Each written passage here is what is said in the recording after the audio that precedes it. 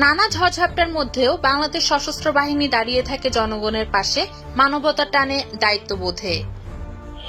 জুলাই আগস্টের গণ অভ্যুত্থানে বল প্রয়োগ না করে তারা প্রমাণ করেছে শক্তি নয়, জনগণের আস্থা ভালোবাসাই তাদের শক্তি। General Wakeruzzaman, admiral M Nazmul Hasan ও air chief marshal Hasan Mahmud Khan ধীর স্থির নেতৃত্বে তারা বেছে নেন সমঝোতা ও সহযোগিতার পথ।